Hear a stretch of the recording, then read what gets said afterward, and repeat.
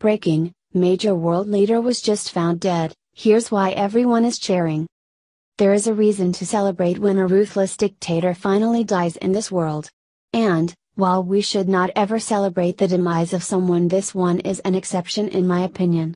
Manuel Noriega, the ruthless dictator of Panama, has finally died at the ripe old age of 83. If you remember correctly, Noriega was a convicted drug dealer and one of Central America's military strongmen. Noriega was at one time friendly with the United States, but only because of its location to the Panama Canal. However, the friendship quickly went downhill and the United States invaded Panama in 1989. Shortly after that, Noriega was eventually convicted of drug charges in 1991. Noriega then spent close to 20 years in prison before being extradited to France and then eventually returned to Panama. However, instead of Noriega dying old and peaceful in his home country, he went a much different route. The United States wanted to bring Noriega to justice, but we just couldn't seem to capture him. Then one of the strangest military operations in history ensued. The operation was titled Operation Just Cause, and capturing Noriega proved to be harder than anyone initially thought. But, that is when the military thought up a secret weapon, which was some good old-fashioned rock and roll. You see, after Noriega fled Panama City, he eventually found refuge in the closest thing the Vatican has to an embassy, the Apostolic Nunciature of the Holy See. That is when the United States became stumped. How was the military to draw him out of there without causing a scene? The United States wrote the Vatican asking to push Noriega out, but it was bad timing considering this happened around Christmas. And, that things became even more interesting. Here is more from America's freedom fighters. Today the Central American nation has little in common with the bombed-out neighborhoods where Noriega hid during the 1989 invasion, before being famously smoked out of his refuge at the Vatican embassy by incessant, loud rock music blared by U.S. troops. Tristram Fane Saunders at Telegraph reports that help came in the unlikely form of glam rock. For Operation Nifty Package, the extraction of Noriega, special operatives set up enormous speakers around the building, blasting out the local U.S. military radio station, SCN. Noriega, an opera lover, was stuck listening to Oingo Boingo.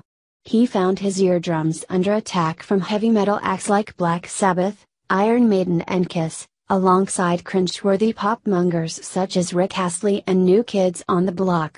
They only interrupted this onslaught of rock and pop for one day, December 25th, when the station instead played back-to-back Christmas hits. It was a peculiar attempt to unnerve Noriega through questionable art, as the historian Douglas G. Brinkley writes in From Cold War to New World Order. Blasting rock music was silly, childish, reproachable. But in some strange, postmodern way, it worked. After 10 days, with his ears ringing and the mob gathering outside the gates, the Holy See's representative, Monsignor Jose Sebastian Laboa, told his guest he had to leave. Noriega agreed. He wrote 2 letters, one to his wife, "I go now on an adventure," he told her, and one to the Pope, thanking him for his hospitality. In full military uniform, he walked through the Nunciature's front gates, and was immediately tackled to the ground by a posse of U.S. soldiers. But what were the songs that broke his morale?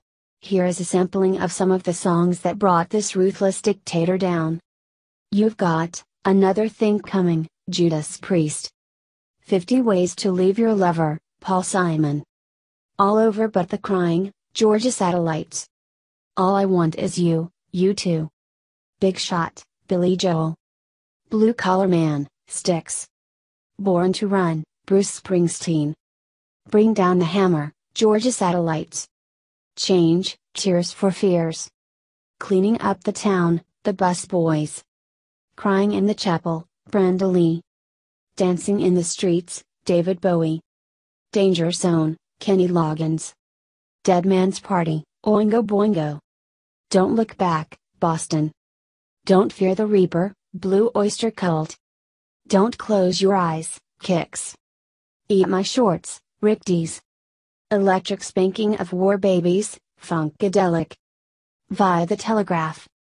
Deep in the National Security Archive at George Washington University, you'll find a report from those radio DJs detailing the part they played in bringing down a ruthless dictator. On 27th of December, someone who identified himself as a member of the PSYOPs, Psychological Operations, team from Fort Bragg called to tell us what they were doing with their loudspeakers, the report reads. But PSYOPs needn't have bothered, the station team knew all about it already. The musical standoff had already been covered on radio and TV news, and was given constant trolling coverage by CNN. We had been receiving requests with a musical message, for Noriega either by the words or the song title, but as soon as the media picked up on the story, those types of requests increased dramatically, the report explains, listing 95 of the more amusing requests. A few song titles say it all. Thanks to their call and request line, Noriega was repeatedly told he had nowhere to run and no particular place to go. He was a prisoner of rock and roll, with no alibis, wanted dead or alive. His state of mind was imaginably best captured in a novelty single by one-hit wonder Napoleon XIV, "They're Coming to Take Me Away, Ha Ha." You can read the entire list of music here if you would like. I have to admit this is pretty funny to me and I can't stop laughing. Some of the songs on this list are just epic but brought the Sasat to his knees. I am glad that this monster is gone and we can move on from that disaster already. I think now in remembrance of Noriega I will listen to a little Blue Oyster Cult now. What about you?